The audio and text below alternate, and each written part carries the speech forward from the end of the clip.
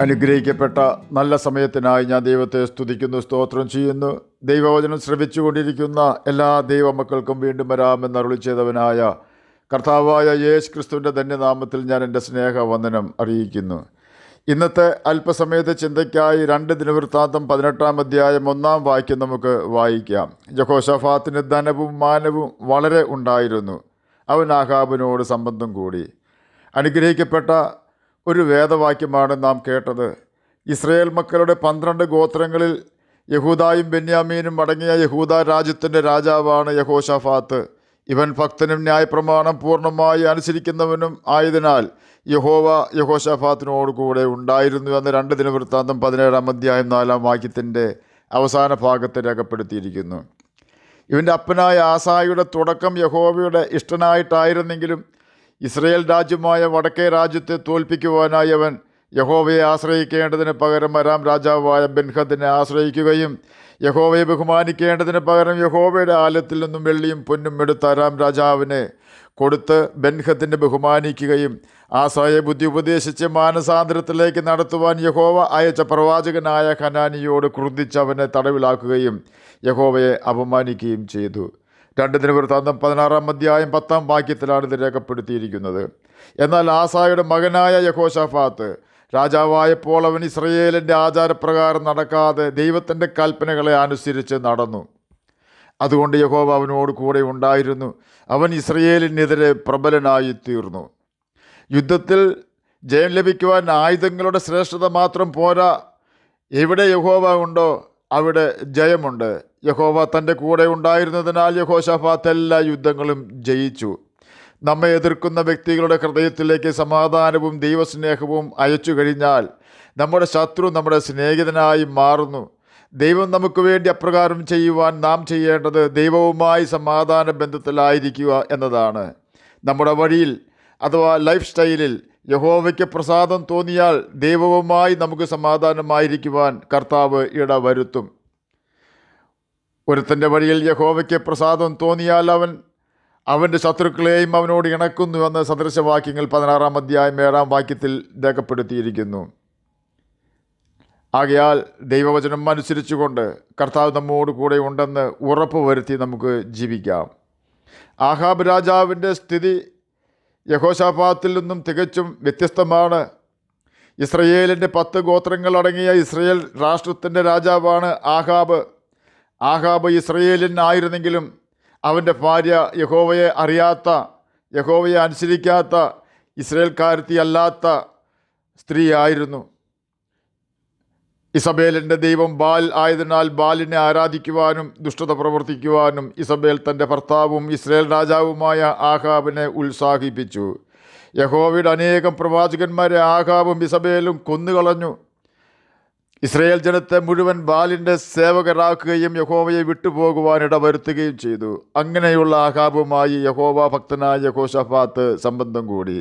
നാം എത്ര വിശുദ്ധരായിരുന്നാലും പാപത്തിൽ ജീവിക്കുവാൻ ആഗ്രഹിക്കുന്ന വ്യക്തികളുമായി നാം കൂട്ടുകൂടിയാൽ വളരെ സാവകാശമാണെങ്കിലും നാം അവരുടെ സ്വഭാവത്തിന് അടിമകളായി തീരുവാൻ സാധ്യതയുണ്ട്. ചൈനയിൽ ഒരു പഴമൊഴി പ്രകാരമാണ്, നിൻ്റെ കൂട്ടുകാരൻ ആരാണ് എന്ന് എന്നോട് പറയൂ, എന്നാൽ നീ ആരാണെന്ന് ഞാൻ പറയാം. യഹോശാഫാത്തിൻ്റെ മകനായ യഹോശാഫാത്തിൻ്റെ മകനായ യഹോരാമും ആഹാബിൻ്റെയും ഇസബേലിൻ്റെയും മകളായ അദല്യയും തമ്മിലാണ് വിവാഹിതരായത്. യഹോശാഫാത്തിൻ്റെ മകൻ എത്രമാത്രം കഷ്ടത്തിലായി എന്ന് ചിന്തിക്കുവാൻ പോലും കഴിയുകയില്ല. ചില സംവത്സരങ്ങൾക്ക് ശേഷം തൻ്റെ മകൻ്റെ അമ്മായിയപ്പനും ഇസ്രയേൽ രാജാവുമായ ആഹാബിനെ കാണുവാൻ യഹോവ ഭക്തനായ യഹോശാഫാത്ത് ചെന്നു. നീ എന്നോട് കൂടെ ഗിലെയാദിലെ രാമോത്തിലേക്ക് യുദ്ധത്തിന് പോരുമോ എന്ന് ഇസ്രയേൽ രാജാവായ ആഹാബ് യഹൂദ രാജാവായ യഹോശാഫാത്തിനോട് ചോദിച്ചു. ഞാൻ പോരാം എന്ന് യഹോശാഫാത്ത് ഉത്തരം പറഞ്ഞു. എന്നാൽ ഇന്ന് യഹോവയുടെ അരുളപ്പാട് ചോദിച്ചാലും എന്ന് യഹോശാഫാത്ത് ആഹാബിനോട് പറഞ്ഞു.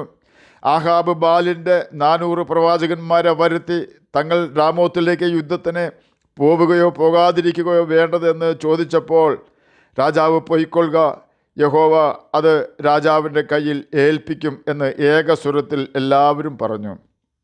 എന്നാൽ യഹോശാഫാത്ത് ഇസ്രായേൽ രാജാവിനോട് നാം അരുളപ്പാട് ചോദിക്കേണ്ടതിന് യഹോവയുടെ പ്രവാചകനായിട്ട് ആരുമില്ലയോ എന്ന് ചോദിച്ചതിന്, ഇനി ഒരുത്തനുണ്ട്, അവൻ എന്നെക്കുറിച്ച് ഗുണമായിട്ടല്ല എപ്പോഴും ദോഷമായിട്ട് പ്രവചിക്കുന്നത് കൊണ്ട് എനിക്ക് അവനെ ഇഷ്ടമല്ല.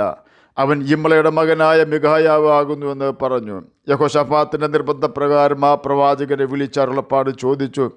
ബാലിൻ്റെ 400 പ്രവാചകന്മാരുടെയും സമ്മർദ്ദത്തിന് വഴങ്ങാതെ താൻ കണ്ട ദർശനം ധൈര്യത്തോടെ മിഖായാവ് പറഞ്ഞു.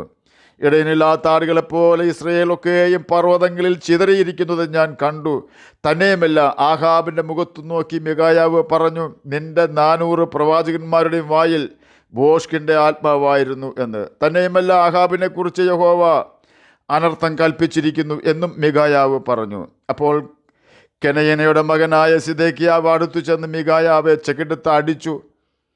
എന്നെ വിട്ട് യഹോവയുടെ ആത്മാവ് ഏത് വഴിയിൽ കൂടി വന്ന് നിന്നോട് സംസാരിച്ചു എന്ന് ചോദിച്ചപ്പോൾ, നീ ഒളിക്കുവാൻ അറ തേടി നടക്കുന്ന ദിവസത്തിൽ കാണുമെന്ന് മിഖായാവ് പറഞ്ഞു. എങ്കിലും ആഹാബ് യഹോശാഫാത്തുമൊത്ത് രാമോത്തിലേക്ക് യുദ്ധത്തിന് പുറപ്പെട്ടു. ഞാൻ സമാധാനത്തോടെ മടങ്ങി വരുവോളം മിഖായാവെ ജയിലിൽ അടയ്ക്കുവാനാണ് ആഹാബ് കൽപ്പിച്ചത്. ഇത് കേട്ട മിഖായാവ്, നീ സമാധാനത്തോടെ മടങ്ങി വരുന്നുണ്ടെങ്കിൽ യഹോവ എന്നെ കൊണ്ട് അരുളി ചെയ്തിട്ടില്ല എന്ന് പറഞ്ഞു.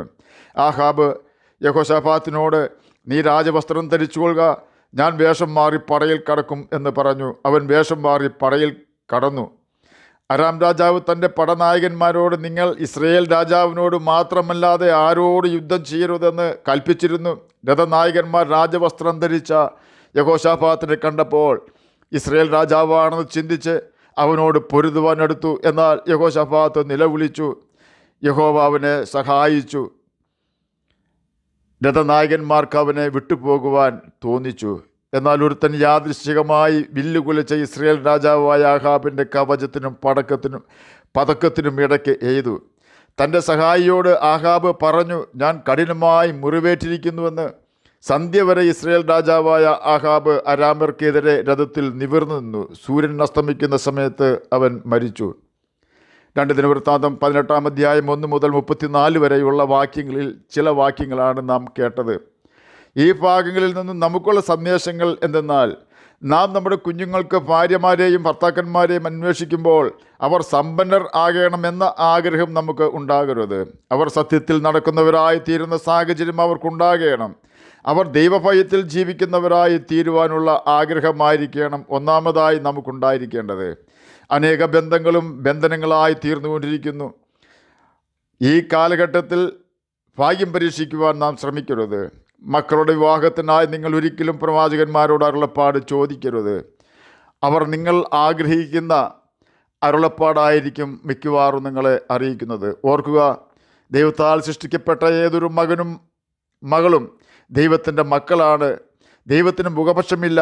ദൈവാത്മാവ് പറയുമോ ഒരു വ്യക്തി നല്ലതാണെന്നും മറ്റൊരു വ്യക്തി ചീത്തയാണെന്നും ഒരിക്കലും പറയുകയില്ല. നിങ്ങൾ നല്ലപോലെ പ്രാർത്ഥിച്ച് നല്ലതുപോലെ അന്വേഷണം കഴിച്ച് പെൺകുട്ടികളുടെയും ആൺകുട്ടികളുടെയും ബയോഡാറ്റ പരസ്പരം കൈമാറി ആ ബയോഡാറ്റയിൽ പറഞ്ഞിരിക്കുന്ന കാര്യങ്ങൾ കണ്ണടച്ച് വിശ്വസിക്കാതെ അത് ശരിയാണോ എന്ന് കൃത്യമായി അന്വേഷിച്ച് ഉറപ്പ് വരുത്തിയതിന് ശേഷം മാത്രം മതി പരസ്പര വിശ്വാസവും പരിചയവും എല്ലാം. സ്നേഹമോ പരിചയമോ റെക്കമെൻഡേഷനോ ഒന്നും മക്കളുടെ വിവാഹത്തിന് മുമ്പുള്ള അന്വേഷണങ്ങളിൽ നിന്നും നിങ്ങളെ വ്യതിചലിപ്പിക്കുവാൻ അനുവദിക്കരുത്. ലവ് മാരേജ് വളരെ അപകടമാണ്. അത് ആൺകുട്ടികളും പെൺകുട്ടികളും നന്നായി മനസ്സിലാക്കണം. കാരണം ആൺകുട്ടികളെക്കുറിച്ചോ പെൺകുട്ടികളെക്കുറിച്ചോ വേണ്ട വിധത്തിൽ അന്വേഷണം നടത്തുവാൻ ലവ് മാരേജിൽ അവസരം ഇല്ല എന്നതാണ് അതിന് കാരണം. ഒറ്റ വിവാഹമേ ഉള്ളൂ. അത് പാളിപ്പോയാൽ നമ്മുടെ മക്കൾ പ്രതികൂലത്തിലാകുമെന്ന് നാം ഓർക്കണം. അനേക കാര്യങ്ങൾ അന്വേഷിക്കേണ്ടതുണ്ട്. അതിൽ ഏറ്റവും പ്രധാനം ദൈവഭയമുണ്ടോ എന്നാണ്. ദൈവഭയമില്ലാത്ത വ്യക്തികളുമായി സംബന്ധം കൂട്ടുകൂടുകയോ ചെയ്താൽ യഹോശാഫാത്തിന് സംഭവിച്ചതുപോലെ നമുക്കും സംഭവിക്കുവാൻ സാധ്യതയുണ്ട്. ആഹാബ് അവനെ ചതിച്ചു. രാജവസ്ത്രം അവനെ കൊണ്ട് ധരിപ്പിച്ച് ആഹാബ് ഒരു സാധാരണ പട്ടാളക്കാരൻ്റെ വേഷത്തിൽ രക്ഷപ്പെടുവാൻ ശ്രമിക്കുന്നു. എന്നാൽ സത്യം പ്രവചിച്ച മിഖായാവിനു വേണ്ടി ആഹാബിനെ തന്നെ യഹോവ വേട്ടയാടി. ആരോ യാദൃശ്യമായി എയ്ത അമ്പ് ആഹാബിൻ്റെ ജീവനെടുത്തു. യഹോശാഫാത്തിനെ വഞ്ചിക്കുവാൻ ആഹാബിന് കഴിഞ്ഞു. എന്നാൽ അവൻ്റെ ദൈവത്തെ വഞ്ചിക്കുവാൻ അവന് കഴിഞ്ഞില്ല. അനേക രഥനായകന്മാർ രാജവസ്ത്രം ധരിച്ചിരുന്ന ദൈവമകനായ യഹോശാഫാത്തിന് ചുറ്റും ആക്രമണവുമായി വന്നപ്പോൾ മറ്റുള്ളവർ എന്ത് ചിന്തിക്കുമെന്നൊന്നും യഹോശാഫാത്ത് നോക്കിയില്ല. അവൻ്റെ ആയുധം എടുത്ത് യുദ്ധം ചെയ്യുവാനും യഹോശാഫാത്ത് ശ്രമിച്ചില്ല. തന്നെ കാട്ടുപോത്തിൻ്റെ കൊമ്പുകൾക്കിടയിൽ നിന്നും രക്ഷിക്കുവാൻ കഴിവുള്ള യഹോവയോട് അവൻ നിലവിളിച്ചു. തൻ്റെ മകൻ യഹോശാഫാത്ത് ആഹാബിൻ്റെ വഞ്ചനയിൽ കുടുങ്ങിയതാണെന്ന് വ്യക്തമായി അറിയാവുന്ന യഹോവ അവൻ്റെ നിലവിളിയെങ്കിൽ മനസ്സലിഞ്ഞ് അവനെ രക്ഷിച്ചു. യഹോശാഫാത്ത് ഒരു ദൈവകുഞ്ഞായിരുന്നതിനാൽ അവൻ സമാധാനത്തോടെ ഭവനത്തിൽ പോയി. ആഹാബ് ശവമായി ശ്മശാനത്തിലേക്കും പോയി. ആഹാബ് ചിന്തിച്ചത് യഹോശാഫാത്ത് ശവമായി ശ്മശാനത്തിൽ പോകുമെന്നാണ്. ആഹാബിന് അത് ആവശ്യവുമായിരുന്നു. കാരണം ആഹാബിൻ്റെ മകളുടെ ഭർത്താവിന് യഹൂദ രാജാവ് ആകണമെങ്കിൽ മകളുടെ ഭർത്താവിൻ്റെ അപ്പനും യഹൂദ രാജാവുമായ യഹോശാഫാത്തിൻ്റെ മരണം നടക്കണമായിരുന്നു. എന്നാൽ ആഹാബിൻ്റെ ഈ വഞ്ചന അവൻ്റെ മാറുവിടത്തിലേക്ക് തന്നെ മടങ്ങിച്ചെന്നു. ദൈവാത്മാവിൻ്റെ നിർദ്ദേശങ്ങൾ പ്രവാചകന്മാരിൽ കൂടി നമ്മോട് അറിയിക്കുമ്പോൾ അതറിയിക്കുന്ന വ്യക്തികളോട് നാം ദേഷ്യപ്പെടാതെ ദൈവാത്മാവിനെ നാം അനുസരിക്കണം. നാം എങ്ങനെ ജീവിച്ചാലും ബാലിനും അവൻ്റെ പ്രവാചകന്മാർക്കും ഒരു കുഴപ്പവുമില്ല. അവർക്ക് അവരുടെ സാമ്രാജ്യം നിലനിൽക്കണമെന്നേ ഉള്ളൂ.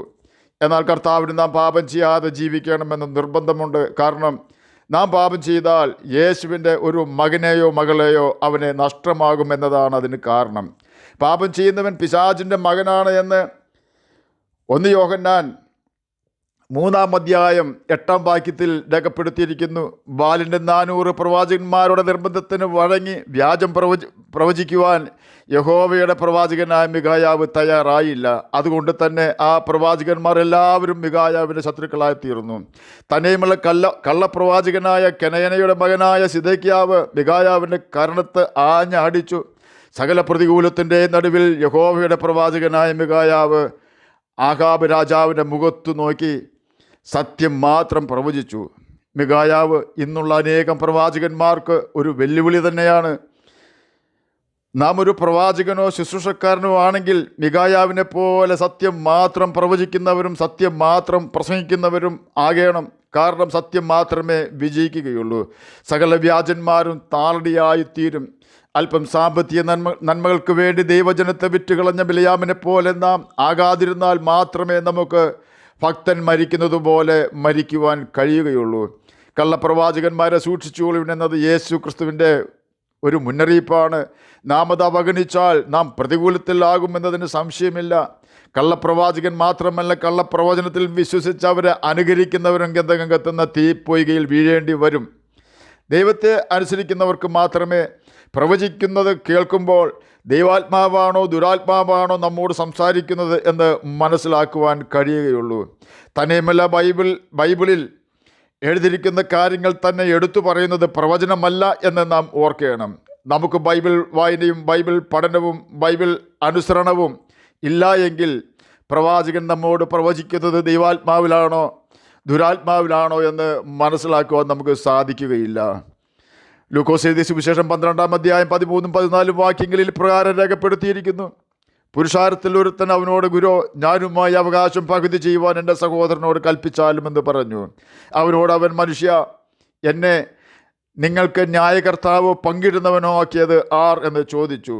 ഈ വാക്യത്തിൻ്റെ വെളിച്ചത്തിൽ നമുക്ക് വീട് മേടിക്കുവാനോ സ്ഥലം മേടിക്കുവാനോ ഇന്ന വീട് മേടിച്ചു കൊള്ളുക, ഇന്ന സ്ഥലം നല്ലതാണ് മേടിച്ചു കൊള്ളുക എന്ന് യേശുവിൻ്റെ ആത്മാവ് പ്രവാചകന്മാരിൽ കൂടി ആലോചന പറഞ്ഞു തരുമോ? ഓർക്കുക, നമുക്ക് ദൈവവുമായി നല്ല ബന്ധമില്ലെങ്കിൽ നിശ്ചയമായും അനേകം വ്യാജ പ്രവാചകന്മാർ നമ്മെ വിറ്റ് പണം സമ്പാദിക്കും. നമ്മുടെ ആത്മരക്ഷയല്ല അവർക്ക് വലുത്, അവരുടെ പോക്കറ്റ് സുരക്ഷിതമായിരിക്കുക എന്നതാണ് അവർക്ക് കാര്യം. നമ്മുടെ ആത്മരക്ഷയ്ക്ക് ആവശ്യമായ കാര്യങ്ങൾ പ്രവചിക്കുന്ന ഒരു പ്രവാചകനെയും നാം അവഗണിക്കരുത്. അത് ശിക്ഷാവിധിക്ക് കാരണമാകും എന്ന് നാം ഓർക്കണം. ഞാൻ പ്രവാചകന്മാർക്കെതിരല്ല, എന്നാൽ കള്ളപ്രവാചകന്മാരെ നാം സൂക്ഷിക്കണമെന്ന യേശുവിൻ്റെ കൽപ്പനയ്ക്ക് പിന്തുണ കൊടുക്കുന്നു. അതേ വിജയിക്കുകയുള്ളൂ. എന്നെ സ്നേഹിക്കുന്നവൻ്റെ വചനം പ്രമാണിക്കും. എൻ്റെ പിതാവ് അവനെ സ്നേഹിക്കും. ഞങ്ങൾ അവൻ്റെ അടുക്കൽ വന്ന് അവനോട് കൂടെ വാസം ചെയ്യും. യോഹന്നാൻ എഴുതിയ സുവിശേഷം 14-ാം അധ്യായം 23-ാം വാക്യമാണ് നാം കേട്ടത്. നാം വചനം അനുസരിക്കുന്ന വ്യക്തിയാണെങ്കിൽ യേശു തന്നെ നമുക്ക് മാർഗനിർദ്ദേശങ്ങൾ തരുമെന്ന് നമുക്ക് ഈ വാക്യത്തിൽ കൂടി മനസ്സിലാക്കുവാൻ സാധിക്കും. പിന്നെ നമുക്ക് വേണ്ടി ദൈവം മറ്റൊരു പ്രവാചകനെ അയക്കുമോ? 1 യോഹന്നാൻ 2-ാം അധ്യായം 27-ാം വാക്യത്തിൽ ഇപ്രകാരം രേഖപ്പെടുത്തിയിരിക്കുന്നു, ആരും നിങ്ങൾ ഉപദേശിപ്പാൻ ആവശ്യമില്ല, അവൻ്റെ അഭിഷേകം തന്നെ നിങ്ങൾക്ക് സകലവും ഉപദേശിച്ച് തരികയാലും അത് ഭോഷ്കല്ല സത്യം തന്നെ ആയിരിക്കുകയാലും അത് നിങ്ങളെ ഉപദേശിച്ചതുപോലെ നിങ്ങൾ അവനിൽ വസിപ്പിൻ. ദൈവാത്മാവ് മറ്റുള്ളവരിൽ കൂടിയോ പ്രവാചകന്മാരിൽ കൂടിയോ അല്ലാതെ നാം ദൈവത്തെ അനുസരിക്കുന്നവരാണെങ്കിൽ നമ്മെ വചനം ഓർപ്പിച്ചു തരികയും നാം നടക്കേണ്ടുന്ന വഴി കാണിച്ചു തരികയും ചെയ്യും എന്ന് ഈ വാക്യങ്ങളിൽ കൂടി നമുക്ക് മനസ്സിലാക്കുവാൻ കഴിയും. ദൈവവചനം അനുസരിക്കാത്തവരാണെങ്കിൽ അവർക്ക് മറ്റുള്ള പ്രവാചകന്മാരുടെ വാക്കുകൾ കേൾക്കേണ്ടതായി വരികയും നിത്യനാശത്തിൽ അവർ എത്തിച്ചേരുവാൻ അത് മുഖാന്തരമായി തീരുകയും ചെയ്യും. അതുകൊണ്ട് എന്നെ കേൾക്കുന്ന പ്രിയ ദൈവമകനെ, ദൈവമകളെ, എത്രയും വേഗം ബൈബിൾ വായിച്ചു തുടങ്ങുകയും അതിലനുസരിക്കേണ്ട കാര്യങ്ങളെല്ലാം കൃത്യമായി അനുസരിക്കുകയും ചെയ്യുവിൻ. എന്നാൽ നാം കള്ളപ്രവാചകന്മാരിൽ നിന്നും അവർ വീഴുവാനിരിക്കുന്ന ഗന്ധകത്തുന്ന തീപ്പൊയ്കയിൽ നിന്നും രക്ഷപ്പെടും.